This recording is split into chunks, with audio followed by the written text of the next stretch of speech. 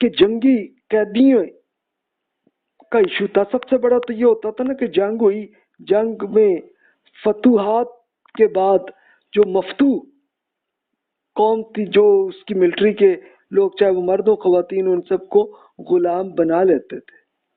اس کے لیے حل اللہ تعالیٰ نے کر دیا قرآن میں. تو پڑھیے ذرا، دیکھیے ارشاد ہوا وَيُطْعِمُونَ الطَّعَامَ عَلَى حُبِّهِ مِسْكِينًا وَيَتِيمًا وَأَسِيرًا إِنَّمَا نُطْعِمُكُمْ لِوَجْهِ اللَّهِ لَا نُرِيدُ مِنْكُمْ جَزَاءً وَلَا شُكُورًا. نیک لوگ وہ ہیں کہ جو اللہ کی محبت میں مسکین، یتیم اور قیدی کو کھانا کھلاتے ہیں اور کہتے ہیں کہ ہم تو تمہیں صرف اللہ کی رضا کے لیے کھانا کھلا رہے ہیں، ہم ان پر تمہاری طرف سے کسی اجر یا شکر گزاری کی طالب بھی ہم نہیں ہیں. پہلے یہ دیکھیں کہ مکی صورت ہے کہ مکہ مکرمہ میں ہی اللہ تعالیٰ نے یہ کر دی کہ بھی آپ ہر مسکین، یتیم، قیدی کو آپ کھلائیں اور اللہ کے حضور کریں، یعنی اگلے سے کوئی جا کے یہ تھینک یو یہ نہ مانگے ان سے، یہ آپ نیکی ایسے کریں.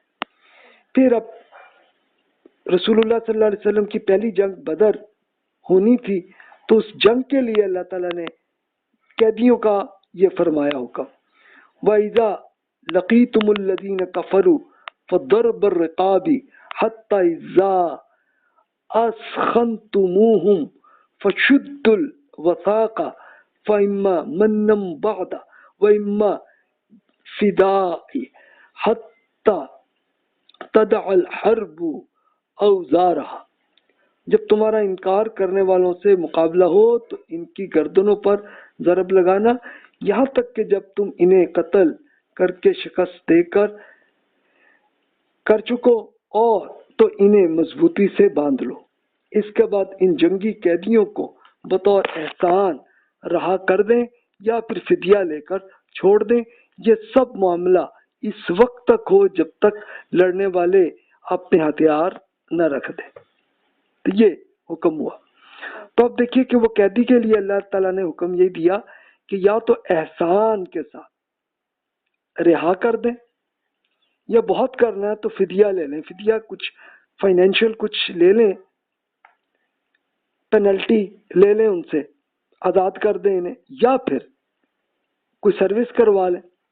اب رسول اللہ صلی اللہ علیہ وسلم نے جنگ بدر میں 70 قیدی آئے، تو ان 70 قیدیوں کا رسول اللہ صلی اللہ علیہ وسلم نے پھر اسی پہ ہی امپلیمنٹ کیا معاملات کو.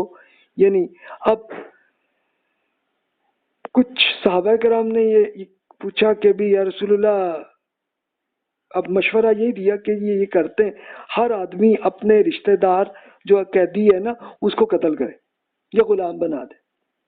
اس کو رسول اللہ صلی اللہ علیہ وسلم نے ایکسیپٹ نہیں کیا، بلکہ اس فدیہ کو ایکسیپٹ کیا اور احسان کو. یعنی اس کے لیے ہوا یہ کہ کچھ ایسے بھی تھے اس قیدی کہ جن کی کوئی فائنینشیل سٹیبل حالت میں تھے، ان کا کہ ٹھیک ہے جناب، آپ اتنی اماؤنٹ پینلٹی کی آپ پے کر دیں کہ آپ نے ہم سے جنگ کی ہے، آپ کو آزاد کر دیتے ہیں، تو ہو گیا.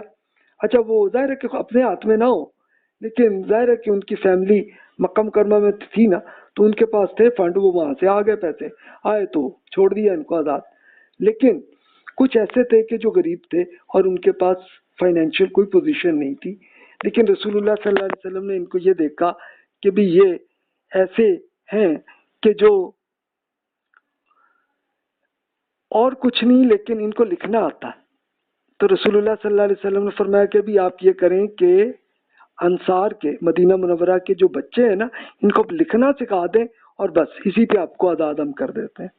تو یہی ہوا. اب ظاہر ہے کہ وہ بچوں کو سکھانے میں، لکھنے کو سکھانے میں کتنا ٹائم لگا ہوگا، ہو گیا 1 ہفتہ 2 ہفتہ لگ گیا ہوگا. اس کے اندر ہی وہ جناب بچوں کو لکھنا آ گیا اور وہ آزاد ہو گئے. اچھا رہے کچھ ایسے غریب بھی جو غلام تھے، کچھ تھے ان کے پاس کوئی حالت نہیں تھی، تو رسول اللہ صلی اللہ علیہ وسلم نے ذاتی طور پر کوشش کر کے انہیں غلامی سے احسان کے ساتھ رہا کر لیا. احسان کا مطلب محبت کے ساتھ آزاد کر دیا. تو پھر رزلٹ کیا ہوا کہ یہ جو قیدی نکلے تو وہ پھر دوبارہ جنگ میں نہیں آئے. یہ اس کا رزلٹ ہے.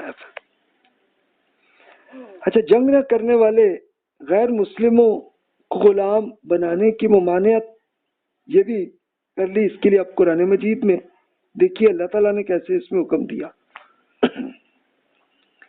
إِلَّا الَّذِينَ يَصِلُونَ إِلَى قَوْمٍ بَيْنَكُمْ وَبَيْنَهُمْ مِيثَاقٌ أَوْ جَاءُوكُمْ حَصِرَتْ صُدُورُهُمْ أَن يُقَاتِلُوكُمْ أَوْ يُقَاتِلُوا قَوْمَهُمْ وَلَوْ شَاءَ اللَّهُ لَسَلَّطَهُمْ عَلَيْكُمْ فَلَقَاتَلُوكُمْ فَإِنِ اعْتَزَلُوكُمْ فَلَن يُقَاتِلُوكُمْ وَأَلْقَوْا عَلَيْكُمُ السَّلَامَ فَمَا جَعَلَ اللَّهُ لَكُمْ عَلَيْهِمْ سَبِيلًا. ان لوگوں سے جنگ جائز نہیں ہے کہ جو کسی ایسی قوم سے جا ملے جس کے ساتھ آپ کا معاہدہ ہے.